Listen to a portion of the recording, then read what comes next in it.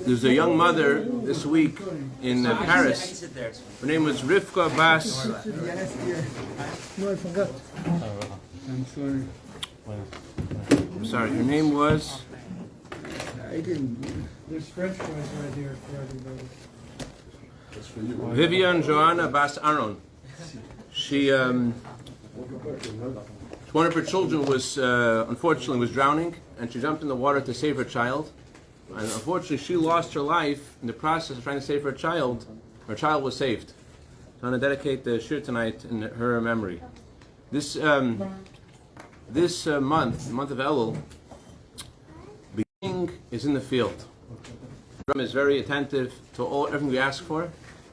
But the month of Elul is unique because this is a time when Moshe Rabbeinu, just tonight, was when Moshe Rabbeinu went up the mountain, went to Hashem, summoned him up the mountain and said, I'm going to forgive the Jewish people, the sin of the golden calf. Whatever happened, happened. I forgive them, nothing to take away my love for you. And I'm going to give you a second chance. I'm going to give you the second tablets. And 40 days from tonight is Yom Kippur, and Hashem forgave us with a full heart, with joy. And so tonight is when the Alter Rebbe says the king is in the field, which means like this, very simply. Ordinarily, the king's in the palace. You have to be someone special to have an appointment with the king. And even if you have an appointment, there's protocol what you could say or you can't say. But sometimes the king leaves the palace and goes out to the field and greets everyone with a beautiful face and shows everyone a smiling face, and everyone could ask whatever they want to. So I think that's the parable Alter Rebbe gives to explain how special this time is. Hashem is open, the king is in the field, you could ask for anything. But beyond asking for things, I think there's a message in the actual fact that the king is coming to the field. There's a saying in Hollywood that Jews have a lot of guilt. There's something in Hollywood called Jewish guilt. Jews feel guilty. There's different kinds of guilt. They say this joke about this Jew who felt so guilty. They asked him, why do you feel guilty? He said, I feel guilty because I don't feel guilty. You know? There's different kinds of guilt. Sometimes you feel guilty because you insulted someone. A father said a sharp word to a son, a husband to a wife. You said something wrong, and you feel guilty about what you said. And often, the guilty feelings aren't necessarily that productive. Sometimes guilt could actually ruin your life. Guilt could paralyze you, and it could prevent you from ever doing anything. Because you feel so guilty, you actually, instead of the guilt motivating you to do something good, the guilt can paralyze you and make you identify yourself with your mistake. And there's other kinds of guilt. You could have a guilt because you're critical of yourself. You should have said this, you should have done that, you said you're not going to eat this, you ate it anyways. Sometimes you could have guilt because of career choices. You're in a certain business for a long time, and you feel like you could have gotten this lead position, another job, or something else. You could have just asked for it. Why didn't you ask for it? Your life, you lost your whole life, it's all messed up, because you didn't just make that move. There's a father whose son got hit by a car, and he asked the Rebbe, and his son passed away on Islam, and he asked the Rebbe to atone for the fact that he didn't stop his son from crossing the street.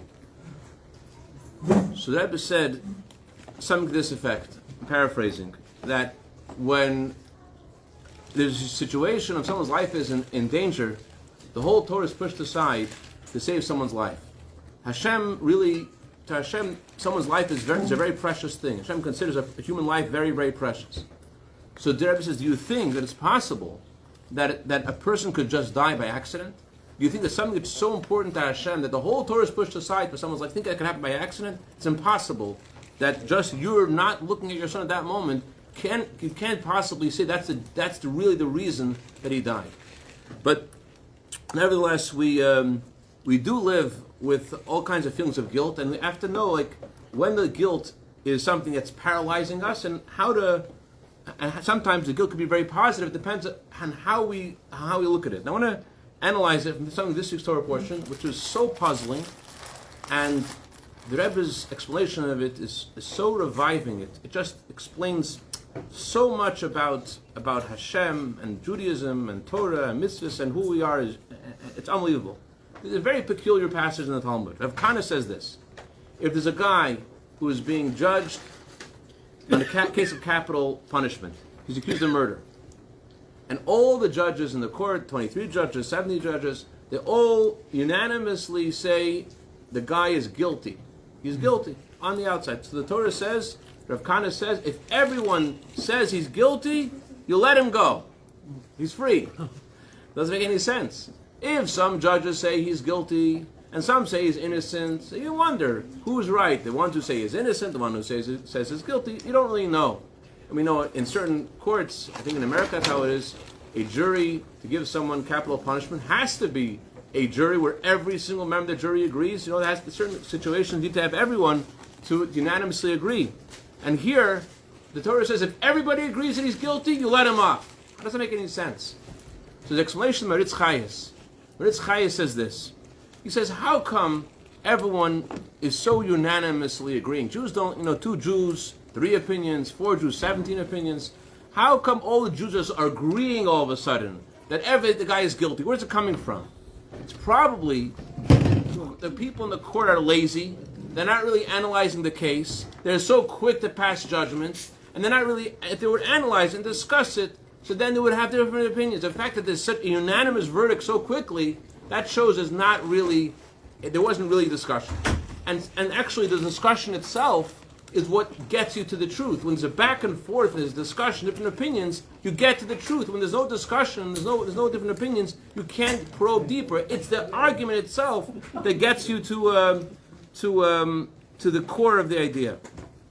There's another explanation. The explanation is this. The Talmud, Rav Kana doesn't say that everyone gives a verdict that he's guilty.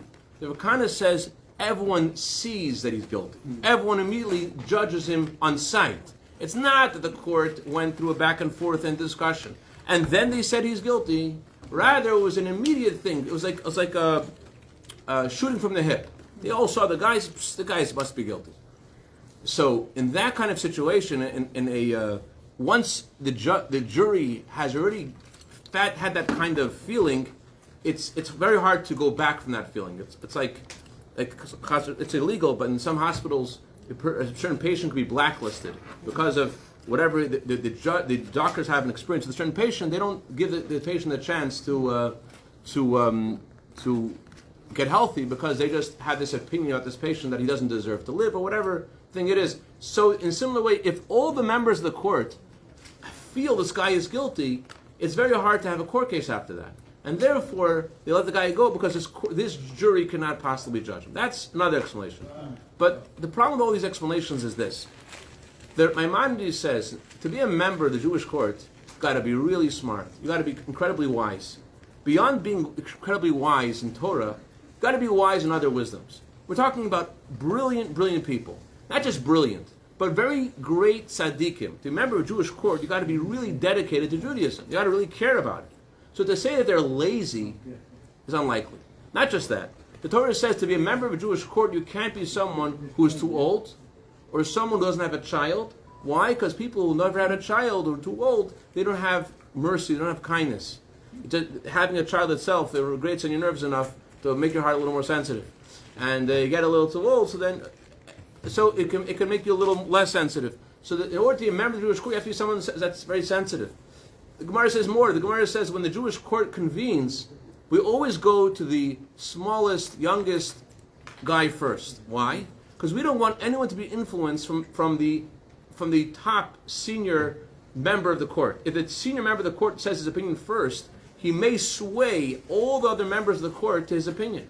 And therefore, we ask the smartest, oldest guy last. We ask the youngest, least knowledgeable person first, so we hear everyone's opinion. The Torah says more. The Torah says, in order to be a member of Rabbi Moshe Levin, the senior member of the Bezdin of Crown Heights, a friend of mine told me the story happened to him. He saw Rabbi Marlowe, a rainy day, it was late at night, he needed a ride, and he said, I can't get a ride from you. I said, why not? He said, because maybe you'll be in my courtroom one day, and I'll be the presiding as the judge of the court, and I'd be maybe bribed by the fact that you gave me a ride. The Gemara says this exact thing. The Gemara says that there was a tzaddik who was going on a bridge, and someone assisted him on the bridge. He says, who are you? He says, actually, I'm going to your courtroom right now. I'm going to have a case with you. The rabbi said, I can't be kosher as your judge. You just helped me. You assisted me. since you assisted me, that may sway my opinion. So we know that members of the Jewish court are really dedicated, really sincere, and that's what the average member of a Jewish court is. And so to say that they're lazy, to say that they didn't really analyze the case is very unusual. Doesn't make sense. So the answer is this. What's the answer? Why is it that if everyone says he's guilty, we let him up? What does it mean? So the answer is this. It says in the Torah, what's the function of the court? What are they supposed to do? The Torah says these words, V'yitzilu ha'eda. They have to save the guy. The goal of the court is to make the guy innocent. They try to make him innocent. They look for a way to make him innocent. They look for a way to exonerate him. But even if they can't exonerate him, even if they can't let him off, the Baal Shem Tov says, and that's just the Baal Shem Tov says, this is a fundamental principle in Judaism, that even the Torah's punishments are not, this guy ate on Shabbos, let's get him. It's not like the Torah, like, let's get back at the guy. He did something horrible, we're going to give vengeance to him. The Torah's punishments are all about fixing the person. Well, it's a gift to the person. It doesn't seem like to our eyes that it would be a gift, but really the Torah of truth administers punishments which are the best thing for the person's soul. The guy is engulfed with this Yetzer Hara, the evil inclination, all this impurity, all this confusion in him. I'll never forget, and I was a chaplain in downtown Los Angeles Metropolitan Detention Center. It was a Friday afternoon, and usually when people join the jail, they don't come the first day they're in jail to the Jewish services on Friday. It takes them a while to figure out what the order of the jail is, when they have services. This guy had just arrived, and he came like from the street almost to the chapel, and he comes and he says, "Achshav, now ani mushochrar, now I'm freed." That was, he realized as soon as he was arrested how he was imprisoned all this time in what he was going on in his life. He thought, like the moment before when he was outside in the street, he didn't realize how imprisoned he was in his animal soul and his Yetzer Hara. So the purpose of Torah's punishments are always to save the guy, to help the guy grow. It's never to hurt. But in order to do that, in order to help somebody, you can only help someone if you believe in them. You can't help anybody who you don't believe in them. No one's ever helped by someone being critical of them, someone being insulting them. No one, that's not how it works. People don't get help this way.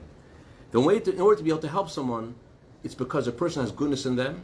They have a kernel of goodness. They have a seed of goodness. You want to make that seed develop and grow and flourish.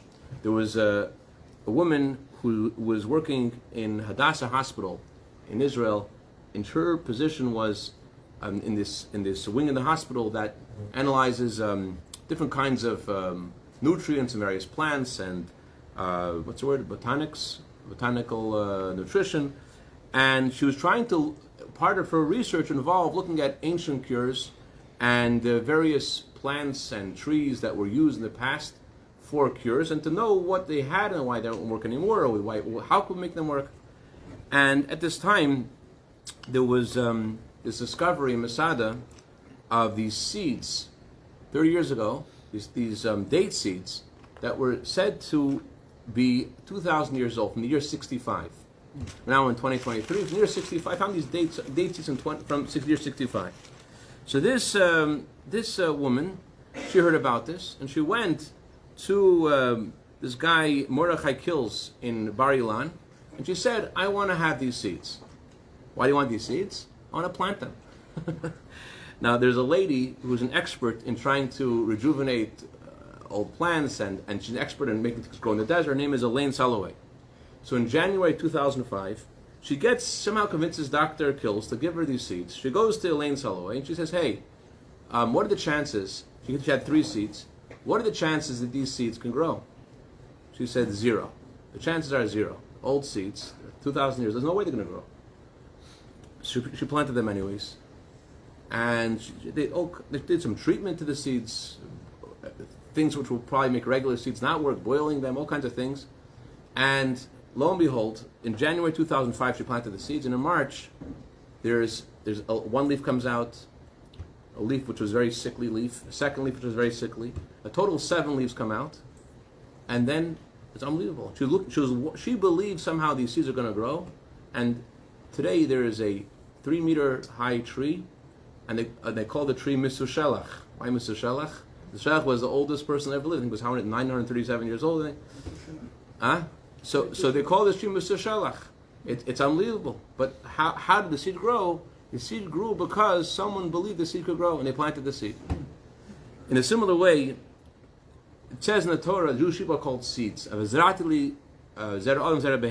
Every Jew is called a seed, Hashem says. He plants us in the time of Galus, before Mashiach comes. He plants us, we're his seeds.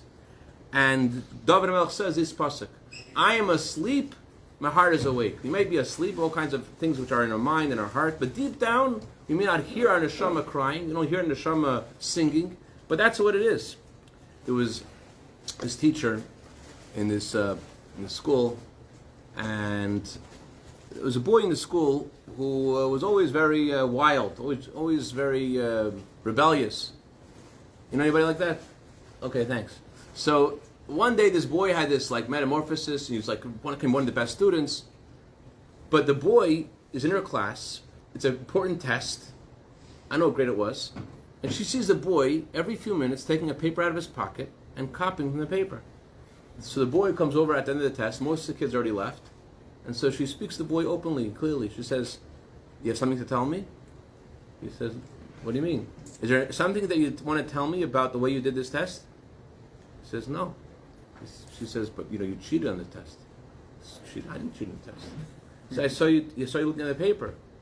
So he takes the paper and he puts the paper on the desk. The paper, she notices right away, had her handwriting. And she remembered what it was. 2 years before, this boy had a metamorphosis. What was metamorphosis about? How did it happen? She notices this boy in the schoolyard one day. She noticed how this guy is always rebellious, always doing bad. And she says to this boy, you have a lot going for you. And she sits down, and she writes down to this boy all of the virtues, all the beautiful characteristics, all the beautiful qualities she sees in this boy. And so he held onto the paper. And that's what lifted him up. So she said, so why did you keep the paper? So he said, because it gives me strength. I look at the paper, I look at the questions, the test, I can't figure out the answers to the questions. And I believe now I could do it. He looked at the paper, it made him feel he could do it. So this is the reason, this is the job of the Sanhedrin, the Jewish court. What's the job of the Jewish court? What are they meant to do? What they're meant to do is to find the goodness in every Jew. That's their role. We're all supposed to be like the Sanhedrin. We have the same role as the Sanhedrin. What's our role? A father and a child, a husband and a wife, in your boss, in your friends, in your colleagues. We're meant to be the Sanhedrin and to look for and to find the kernel of good. You can't. There was who was it? Archimedes. Archimedes was a scientist, philosopher. He said, if you have a lever long enough, you can move the world. In order to move the world, you have to have something to put the lever on. If you have something to put the lever on, so then you could move the whole world. Give me something to put the lever on. I'll give me a lever and I'll move the whole. I can move the whole world. Lever's long enough. I can move the whole world. But you have to put the lever on something. If the Jewish court doesn't see any virtue in this guy, they can't see anything good in this guy, they can't help him. The punishment is just a part of his growth. So just like a seed needs to grow, it needs light, it needs wind, it needs oxygen, it needs in soil. So too, the punishment is just a part of the growth. If the Jewish court can't see any redeeming value in this guy, that means they're not able to help him. Because in order to help the guy has to have something that they could see that's good. If the good in him is so hidden, that means that they're not able. It's not going to help. The punishment won't do anything. It's not that he's not guilty. He's guilty, but the punishment won't accomplish anything. The purpose of the punishment is always to achieve a change. This is a beautiful pasuk we say by Kaparis. Pasuk says this: Im yesh malach melitz olav echa mini elef. There's one malach of 1,000 defending us. Will be okay. Why is one malach of 1,000? There's 1,000 malachim accusing you, and there's one malach defending you. Then we'll be safe. The Sfas Emes says this. Sfas Emes says, if you have 1,000 faults, but someone notices in you something good, and they point that out to you, that little bit of good that they made you notice about yourself, with that emunah in yourself, you could discover your good. The Merdiga teaching similar from Nachman of Breslov. He says this: "He's echad mini elef. It's one malach from 1,000." He says all 1,000 angels become one. What does he mean? Unbelievable what he says. Merdiga idea. He says this: 1,000 angels doesn't just mean 1,000 angels. 1,000 angels means you have 1,000 reasons why you're terrible, why you're lousy. You have 1,000 reasons why you're lousy. 1,000 good reasons why you're lousy. You're lousy because of the way you daven. You're lousy because of the way you give tzedakah. You're lousy because of the way you treat your children. You're lousy because you have 1,000 lousy things about you, and you're totally lousy. You're all lousy. So if you're so lousy, how come you're able to do one good thing? How come there's this one mitzvah that you're into? What does that say about you? What does that say about you? If there's one mitzvah you're still doing after all of this lousy stuff that you're doing, what does that say about you? That tells you that there's something in you that's unbelievable. That's beyond all this darkness that you're in. There's a very powerful light in you. And so Rav Nachman says that one redeeming value you have, it transforms all the 199 angels. It makes all of the angels become one big angel they're all transformed. Because they all prove how good you are. It's like the Rebbe once said, the greater the surprise at the exception to the rule, it proves the rule all the more. The fact that there's something good that you're doing, that exception proves there's something over here that's otherworldly about you, and that's why you're doing this thing you're getting right. And this, I think, is what the king in the field is telling us. What's the king coming to the field? The king is coming to the field to tell us there's a goodness in you, that there's something that Hashem says is worth it for me to come to you and in the field because I believe in you. There's something in you that you don't know this about yourself. Hashem says, but lahag alalim yashay, I want to tell you that I want to see you. I want to see you because you are valuable. There's something precious in you, and only with this are you able to recover. I want to conclude one more thing before we sing Geshmak and Nigan. There was a great chassid. His name was Rabbi Moshe Levin. He was a teacher of 3 Rebbes, the Rebbe Marash, Rebbe Rashab, and the Friedrich Rebbe.